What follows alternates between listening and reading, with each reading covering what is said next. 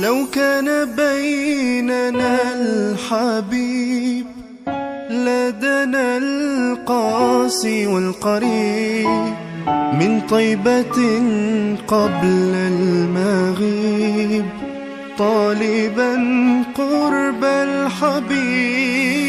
لو كان بيننا الحبيب لدنا القاسي والقريب من طيبة قبل المغيب طالبا قرب الحبيب.